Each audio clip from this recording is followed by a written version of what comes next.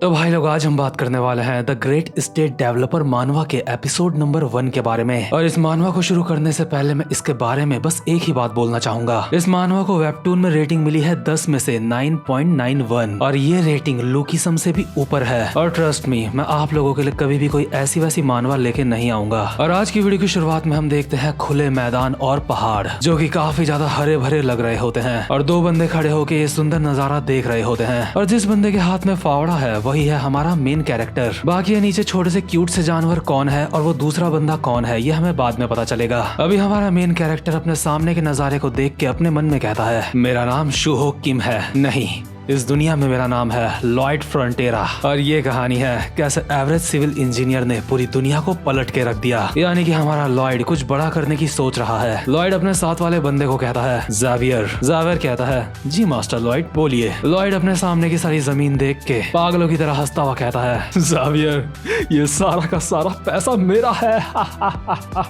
ज़ावियर कहता है, सर क्या आपका दिमागी संतुलन बिगड़ चुका है? लेकिन अभी जो हमने सीन देखा ये काफी आगे का सीन था। बट अब हम देखते हैं कुछ साल पहले का सीन जहाँ पे हमें सब कुछ क्लियर होगा कि यहाँ पे क्या चल रहा है। हम देखते हैं हमारे मेन कैरेक्टर के सामने एक विंडो ओपन होती है जिसमें लिखा होता है, आपको चुना गया है आपकी एक इच्छा पूरी करने के लिए। बधाई हो, अब आप एक कैरेक्टर हो night of blood and iron के। आपकी नई लाइफ के लिए आपको गुड लक। और हम देखते हैं हमारा मेन कैरेक्टर शुहो किम अभी जमीन में पड़ा होता है और अपने मन में सोच रहा होता है, क्या night of blood and iron? ये तो वही बुक है जिसको मैंने पिछली रात पढ़ा था। मेरे सामने जो स्क्रीन खुली है ये मुझे बधाई दे रही है। इन्होंने तो मुझे कुछ पीने के लिए भी नहीं दिया, उसके बावजूद भी बधाई। ओह, कहीं ये उस तरह की वेब नोवेल तो नहीं है जिसमें मैं दूसरी दुनिया से आके यहाँ पे एक नया ही इंसान बन जाता हूँ? क्या मैं अभी एक दूसरी दुनिया में हूँ? लेकिन अगर ऐसी बात है तो मैं यहाँ जमीन में क्यों पड़ा हूँ? शुहो अपनी जगह से उठता है और कांपता हुआ कहता है, भाई काफी ज्यादा ठंड हो रही है। अच्छा, और मेरे होंठों को क्या हुआ? तभी शुहो के सामने एक और विंडो ओपन होती है और उसमें लिखा हुआ होता है, हेल्थ अलर्ट, आपका जबड़ा उसकी जगह से हिल चुका है क्योंकि आप काफी समय तक जमीन में सो रखे थे। शुहो एक रैपट मार के इस नोटिफिकेशन को हटाता है और कहता है, मुझे ये पता है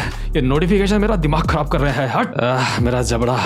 तो खैर इतना तो मुझे समझ आ गया है कि इस दुनिया की ये जो भी कहानी है यहाँ पे मैं कोई कैरेक्टर बन चुका हूँ इसका। आखिर night of blood and iron में मैंने किसकी जगह ली होगी? एक ऐसा इंसान जो ऐसे वीराने में रहता हो और कहीं पे भी सो जाता हो, ऐसा इंसान तो वही हो सकता है। इतने में ही शुहो के पीछे से एक बंदा आता है और कहता है, मास्टर लॉयड तो आप यहाँ पे हो, मैं आपको हर जगह ढूंढ रहा हूँ, अब हमें यहाँ से घर वापस चलना चाहिए। और ये जो बंदा होता है इसका नाम होता है ज़ावियर असरहान और ये night of blood and iron का मेन कैरेक्टर होता है। मतलब कि जिस कहानी के अंदर शुहो घुस चुका है उसका मेन कैरेक्टर। तो खैर क्योंकि इस दुनिया में शुहो का नाम लॉयड है इसलिए अब मैं लॉयड को लॉयड ही बोलूंगा। लॉयड ज़ावियर को देख के अपने मन में कहता है, ये तो बिल्कुल वैसा ही लग रहा है जैसा बुक में था। क्या इसने अभी अभी मुझे लॉयड बोला? Night of blood and iron book में ज़ावियर एक बहुत ही ज्यादा कमाल का तलवारबाज था, लेकिन उसके बाद उसने शहर से दूर जाके गुमनामी की जिंदगी जी के वहाँ पे काम करा। यानी कि ज़ावियर ने फ्रंटेरा की प्रॉपर्टी में आके काम करा और बैरॉन फ्रंटेरा का सबसे बड़ा बेटा है बदमाश लॉयड फ्रंटेरा, यानी कि मैं। तो फाइनली लॉयड को पता चल चुका होता है कि इस कहानी में वो कौन है और इस कहानी के हिसाब से जो उसको कैरेक्टर मिला होता है उसका एक्सप्रेशन देख के लग रहा होता है कि ये कैरेक्टर काफी ज्यादा बेकार है। लॉयड अभी चिल्ला के खुद से ही कहता है, क्या मैं हूँ बदमाश लॉयड फ्रंटेरा? ज़ावियर कहता है, मैंने आपका नाम कह के आपको पुकारा लेकिन मैंने आपको एक बदमाश कभी भी नहीं कहा। लेकिन चलो अच्छा है, कम से कम ये बात आपको खुद पता है कि आप एक बदमाश हो। इतने में ही लॉयड के सामने फिर से एक नोटिफिकेशन आ जाता है जिसमें लिखा होता है, लगता है ज़ावियर का मूड काफी ज्यादा अच्छा है। लॉयड नोटिफिकेशन को अपने मन में कहता है, मैं ये देख सकता हूँ, यहाँ से भाग जा। इसके बाद लॉयड ज़ावियर के साथ अपने घर आ जाता है और ज़ावियर आग जलाते हुए लॉयड को कहता है, तो आपको इस बात का बिल्कुल भी अंदाजा नहीं है कि आपका ऐसा हाल कैसे हुआ। मैं आपको बताता हूँ, आपने कल दिन को दारू पीना स्टार्ट कर दिया था। उसके बाद आप जिस पब में थे आपने वहाँ के सारे फर्नीचर तोड़ दिए और जरूर आप जब वापस आ रहे होंगे तो आप रास्ते में बेहोश हो गए होंगे। लॉयड ने भी ठंड की वजह से कंबल ओढ़ रखा होता है और अपने मन में कहता है, हाँ मुझे याद है, इस लॉयड बदमाश की जिंदगी ऐसी ही थी। इसके बाद ज़ावियर कहता है, लॉर्ड को आपकी काफी ज्यादा चिंता हो रही थी इसलिए उन्होंने मुझे भेजा। भले ही आप एक छठे हुए बदमाश हो लेकिन चाहे कुछ भी हो आप उनके बेटे हो। अगर आप रोड में बड़े बड़े जबड़ा खिसकने की वजह से मर जाते तो उनको काफी ज्यादा दुख होता। लॉयड जमीन में हाथ लगाता है और अपने मन में कहता है, जमीन भी काफी ज्यादा ठंडी है, मुझे तो लगा था ये गर्म होगी। ये सब कुछ देख के मुझे ऐसा लगता है ये कोई फैंटेसी नॉवल नहीं है। इसके बाद ज़ावियर कहता है, सर अब मैं आपको यहाँ पे छोड़ देता हूँ, आप आराम से आराम करो, मैं कल लॉर्ड को जाके सब कुछ बता दूंगा कि यहाँ पे क्या कुछ हुआ। लॉयड कहता है, क्या सच में तुम्हें बताने की जरूरत है? जेवियर यहाँ से जाने लगता है और कहता है हाँ बिल्कुल, लेकिन इतने में ही पीछे से लॉयड कहता है जेवियर रुको। जेवियर कहता है जी मास्टर लॉयड बोलिए। और लॉयड ने क्योंकि ये कहानी पढ़ी होती है इसलिए लॉयड अजीब सा चेहरा बना के जेवियर को कहता है वो मैं बोल रहा था कि हमारी फैमिली के ऊपर काफी सारा कर्जा है ना? जेवियर कहता है कहने के लिए काफी ज्यादा अजीब बात है और यहाँ से चला जाता है। और लॉयड खुद से बोल रहा होता है इस कहानी में जो कुछ भी होता है मुझे पहले से ही पता है। पिछली रात ही मैंने अपनी असली दुनिया में इस कहानी का आखिरी चैप्टर पढ़ा था और ऑफ कोर्स मुझे ये भी पता है कि लॉयड के साथ इस कहानी में क्या होता है। सबसे पहले बैरॉन और उसकी वाइफ को एक बहुत ही हरामी इंसान अपना शिकार बना लेता है, यानी कि उनका बेवकूफ बना देता है। ये नुकसान इतना बड़ा होता है जिस वजह से उन्हें सुसाइड करना पड़ता है। उनकी जमीन धन दौलत सब कुछ उनसे छिन जाता है। लॉयड के माँ बाप के मरने के बाद लॉयड एक भिखारी बन जाता है जो बस पूरे दिन दारू पीता रहता है। लॉयड पूरे दिन तक दारू के ठेकों में पड़ा रहता है और खून की उल्टियां कर करके मर जाता है। अगर आगे चल के मेरे साथ यही होना है तो इतने अमीर खानदान में होने का मेरा मतलब बनता ही क्या है? ये तो मेरी बिल्कुल बेकार जिंदगी की तरह है जैसी मेरी कोरिया में थी। आखिर ये लॉयड ढक्कन किस तरीके का इंसान है? इसके बाद लॉयड को याद आता है कि उसके सामने एक विंडो ओपन हुई थी जिसपे लिखा था आपकी एक रैंडम विश को पूरा करने के लिए आपको चुना गया है। और इसी चीज को याद करते हुए लॉयड अपने मन में कहता है क्या मेरी विश ये थी क्या कि मुझे किसी ऐसे इंसान की बॉडी में डाल दो जिसका ऐसा हाल होने वाला है? मैंने ये तो विश नहीं करी थी कि मुझे इतनी घटिया जिंदगी चाहिए। तो खैर इसके बाद हम देखते हैं अगली सुबह का सीन। और सच में जिस दुनिया में अभी लॉयड आ चुका होता है ये दुनिया काफी ज्यादा सुंदर होती है। और इस सुबह की शुरुआत में हम देखते हैं मार्बेला फ्रॉन्टेरा को जो की होती है लॉयड की मदर। लॉयड की मदर लॉयड को बोल रही होती है पिछली रात तुमने पब में तोड़फोड़ मचाई है ना? और लॉयड अपने मन में बोल रहा होता है नहीं मैं तो पिछली रात बुक रीडिंग कर रहा था। लेकिन लॉयड ये बात अपनी मदर को नहीं कहता क्योंकि उसको पता होता है कि उसकी बात कोई भी नहीं समझेगा। लॉयड की मदर कहती है लॉयड मैं तुमसे भीख मांगती हूँ, पब में जाओ और वहाँ माफी मांगो उनसे। लॉयड अपने मन में कहता है लगता है मेरे शरीर ने काफी सारी बर्बादी मचाई है, मुझे ही इसे साफ करना पड़ेगा। लॉयड अपनी मदर को कहता है हाँ ठीक है मैं वहाँ जाके उनसे माफी मांग लूंगा। और लॉयड की आवाज सुन के जेवियर और लॉयड की मदर दोनों के दोनों काफी ज्यादा हैरान हो जाते हैं क्योंकि असल में जो लॉयड बंदा होता है वो एक नंबर का हरामखोर होता है, वो कभी भी किसी से माफी नहीं मांगता। इतने में ही प्रेजेंट लॉयड के सामने एक नोटिफिकेशन ओपन होता है जिसमें लिखा होता है ये दोनों लोग तुम्हारे जवाब से काफी ज्यादा कंफ्यूज हैं। लॉयड अपने मन में कहता है ये दोनों हैरान हो रहे हैं, इनको तो मुझे शाबाशी देनी चाहिए। इसके अगले सीन में लॉयड निकल पड़ता है जेवियर के साथ ताकि वो पब वाले से माफी मांग सके। लेकिन यहाँ अगल बगल जितने लोग होते हैं वो लॉयड को देख के अपना मुंह छुपा रहे होते हैं। लिटरली यहाँ पे जितने भी लोग होते हैं उनको देख के ऐसा लग रहा होता है कि वो सारे के सारे लॉयड से डर रहे हैं। यहाँ तक कि एक बच्चा अपनी विंडो से लॉयड को देख रहा होता है। इतने में ही पीछे से उस बच्चे की मदर उसको खींच लेती है और कहती है उससे आंखें मत मिलाओ, इधर आओ। नोटिफिकेशन लॉयड को कहता है गांव वाले तुम्हें बिल्कुल भी पसंद नहीं करते हैं। लॉयड अपने मन में कहता है हाँ इतना तो मुझे भी पता चल चुका है। लॉयड जेवियर को कहता है वैसे जेवियर आखिर तुम मेरे साथ साथ में क्यों आ रहे हो? जेवियर कहता है माय लॉर्ड ने मुझे ऑर्डर दिया है कि मैं आपके साथ आऊं ताकि जो कल हुआ था वो दोबारा से ना हो। लॉयड कहता है क्या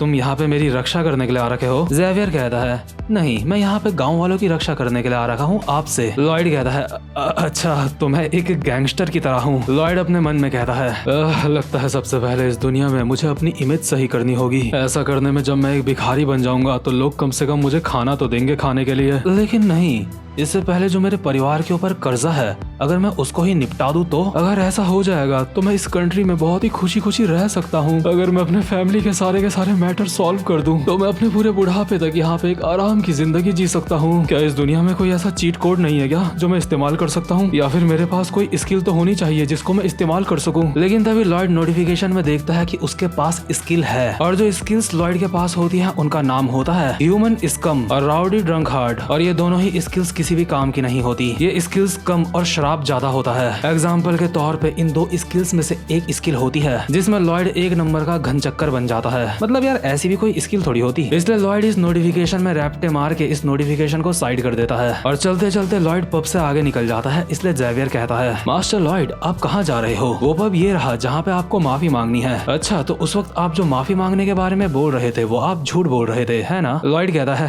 अरे नहीं मैं कुछ और सोच रहा था। और जेवियर लॉयड के इस नए बिहेवियर को देख के काफी ज्यादा हैरान होता है और ये देख के लॉयड कहता है क्या ऐसे क्या देख रहा है बे?